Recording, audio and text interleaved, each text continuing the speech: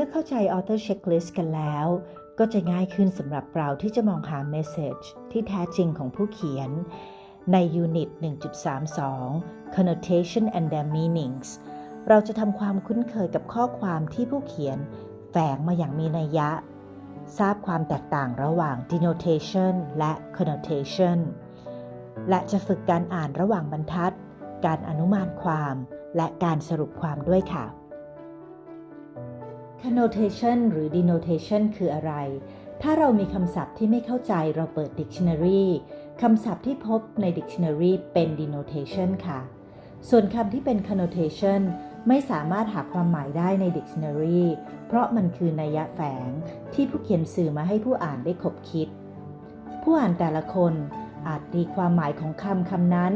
เหมือนและแตกต่างกันขึ้นอยู่กับช่วงอายุวัฒนธรรมความเชื่ออารมณ์และประสบการณ์ส่วนตัวของผู้อ่านเช่นคำว่า unusual แปลกมีความหมายกลางๆนะคะแต่ถ้าถูกสื่อด้วย weird จะมีความหมายลบถ้าพอใช้ unique กลายเป็นความหมายบวกเลยค่ะคำว่า smell เช่น the smell of coffee กลิ่นของกาแฟประโยคนี้มีความหมายกลางๆแต่ได้ aroma of coffee aroma สื่อกาแฟที่มีกลิ่นหอมแต่พอใช้คำว่า stench จะให้ความหมายว่ากลิ่นกาแฟนี้ไม่น่าพึงประสงค์เลยรูปแบบ connotative ของ Apple คนแต่ละคนอาจมองไม่เหมือนกันนะคะเพราะมีอารมณ์และประสบการณ์ต่อคำว่า Apple ที่แตกต่างกันบางคนเมื่อนึกถึง Apple ก็นึกถึงผลไม้สีแดงบางคนอาจจะนึกถึงบริษัทและยี่ห้อเทคโนโลยีชื่อดังบางคนนึกถึงมลรัฐนิวยอร์กหรือบางคนอาจจะนึกถึงบาป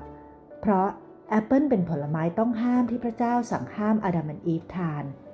อาดัมและอีฟจึงตกอยู่ในบาปเพราะถูกซาตานหลอกให้ทานแอปเปิลค่ะ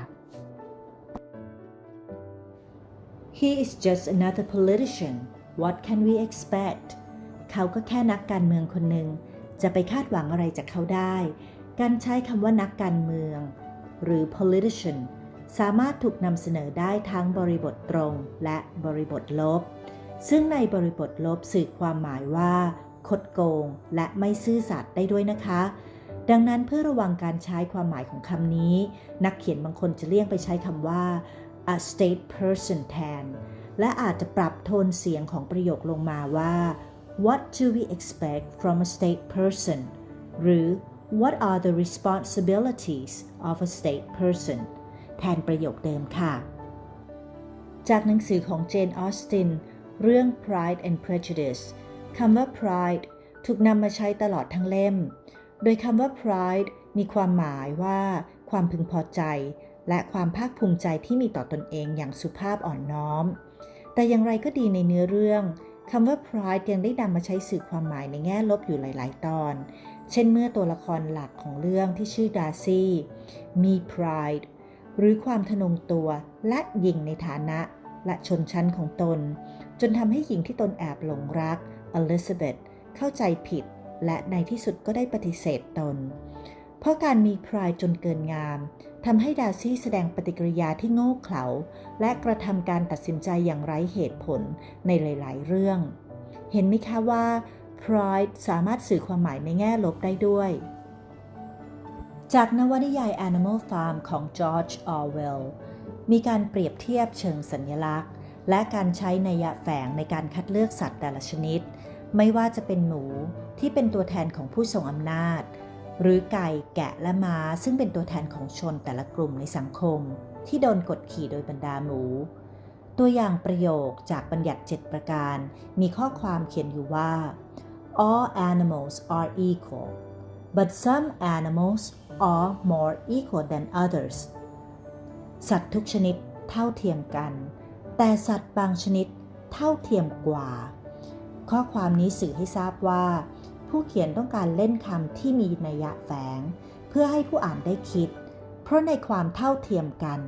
ไม่มีคำว่าเท่าเทียมมากกว่าหรือน้อยกว่าผู้เขียนต้องการชี้ให้ผู้อ่านเห็นว่า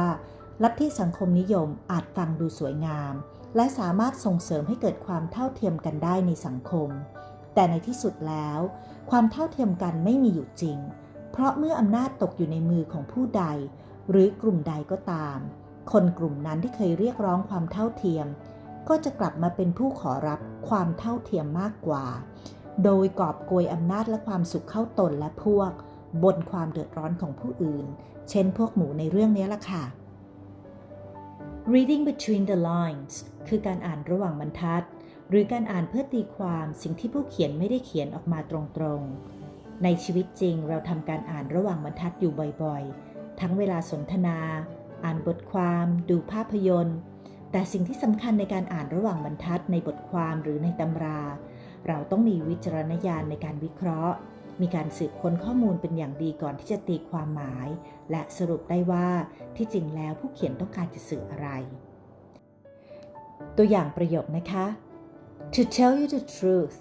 I really like your work, but if you have added more colors or spice to it, it's gonna be a hell of a work. The truth is จริงๆแล้วดิฉันไม่ได้บอกความจริงกับคุณ I really like your work ตรงนี้หมายความว่างานของคุณก็แค่ใช้ได้และดิฉันยังไม่ได้ยอมรับงานของคุณนะคะเพราะมีคำว่า but เป็นคำที่สำคัญมากในประโยคนี้ but จะช่วยเราทราบว่าข้อความที่มาข้างหน้านั้นไม่น่าจะสื่อความหมายอย่างที่เห็น colors and spice คือสองสิ่งที่คุณขาดก็แปลว่างานของคุณจืดชืดมากทีเดียว hell แปลว่านรกในประโยคนี้ไม่ได้มีความหมายที่ไม่ดีนะคะกลับสื่อความหมายที่ดีซึ่งสื่อว่าถ้าคุณได้ทำอย่างที่ดิฉันบอกงานของคุณจะสุดยอดไปเลย